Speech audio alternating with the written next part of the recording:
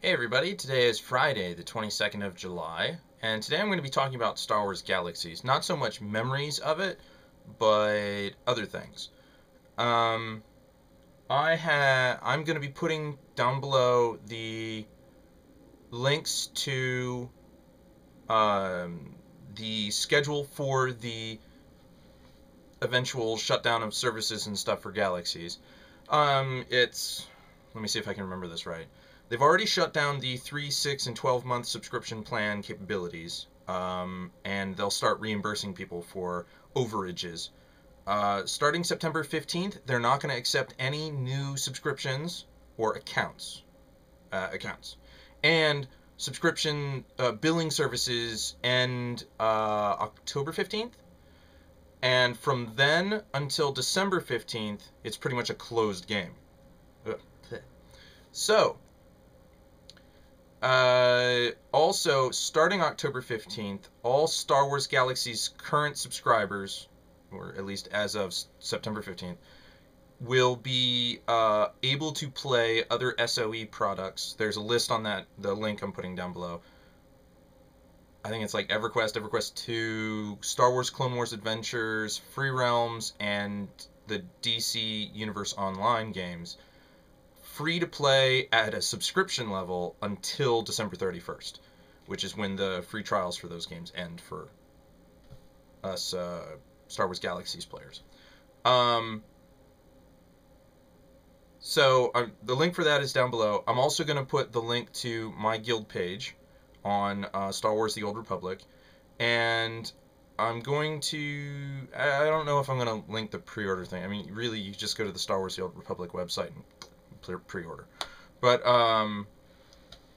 so, after this video, I'm going to be heading over to a friend's house, and we're going to play Star Wars Galaxies together.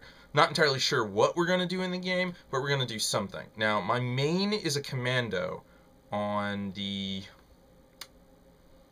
I want to say, Chilastra server, because we transferred from Corbantus, that's what it was, from C to C.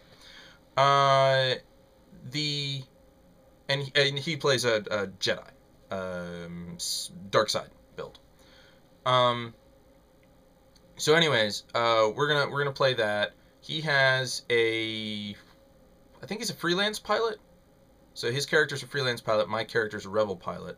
So fortunately we can work together. Although he did go with the Royal Security Forces path, which leans Imperial out of the 3 neutral factions. I think, like, what was it? The Smugglers Alliance leans Rebel, the Hutts go kind of true neutral, and the RSF goes Imperial. I think that's how their storylines kind of flow.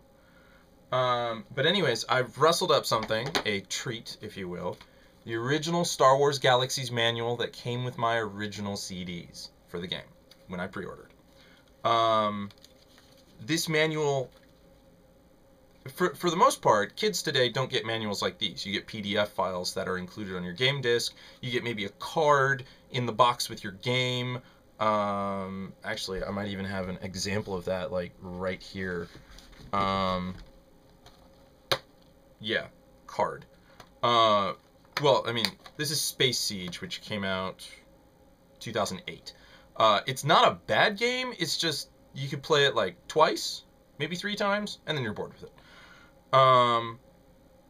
But I mean, you get this case. You get one DVD, the CD, it's a DVD, and you get your itty bitty booklet and an ad for some Alienware stuff. And in this little bitty booklet, it's obviously low end because there's no color, and they give you a little picture with the details on the screen. Now, I'm not saying that the Galaxies Manual from 2003 is leaps and bounds above something that could be knocked out in about 5 minutes in 2008. I could do that kind of crap in my sleep. And I have limited Photoshop skills. I also don't own Photoshop. But I mean, you know, you get like really itty bitty pictures like this in here. But, I mean, they're just to illustrate a point. If they really wanted to show you something, they blow it up. Oh, look, all the races. Huh. Oh, Wookiees, you never got your rage back. gonna laugh my ass off at the classes. Let's see here. We've got the artisan crafting profession. We have the brawler, the entertainer, and the marksman, the medic, the scout, and then hybrid builds. Now, those were the baseline classes in the game, and from there you could go on to specialize or hybridize. For example, the scout would turn into... where's the list? Because I'm going to go from this because my memory, I don't trust it. You can specialize and go into like creature handling or the ranger or something, and it's a requirement to be a scout or at least one of the branches of scout. Because the way it worked was you would have one novice box at the bottom, and then you'd have 4 branches going up, if you will, tiers. So 1, 2, 3, 4, and then you'd have a master box. You didn't have to have mastery or all of the boxes below it in order to move on to another profession. What you could basically, you could level dip. You know, have a few boxes here, have a few boxes over here in another profession, so on and so forth. But these were the baseline professions. And I did hit Master Scout on my current commando. He was going squad leader, but then I started pulling out of squad leader and going up ranger, and I didn't hit Master Ranger by the time I was done, which I really should have. I remember back in the day for Christmas 2004, you got this holocron that said, here's what you have to do to become a Jedi, essentially.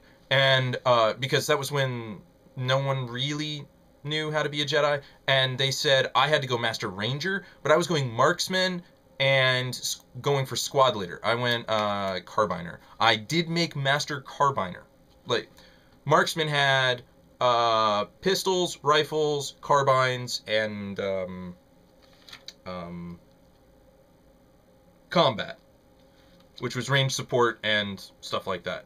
So, and the only way you get pistol experience is by using a pistol in combat. The only way you get carbine is carbine. So I went up the marksman tree. I think I did hit Master Marksman. I think I did get... I know I was a Master Carbiner. At the same time, I was also a Master Scout, and I was trying to go Squad Leader, but I could only get some of it because I didn't have enough skill points left over. What happened was the first box in the base class, base profession, was like 1 skill point. And then as you went up, they would get more expensive. And then... No, it was 10. I'm sorry. 10, maybe 15. And then, when you got into the elite professions, the starter box was the most expensive, and as you went up, they got less expensive. So, it was like, by the time you hit Master, you were paying, like, maybe 2 skill points. I don't remember. This was so long ago. I'm sure if you really wanted to know, you could check something else out. Probably there's still, like, a skill builder online somewhere.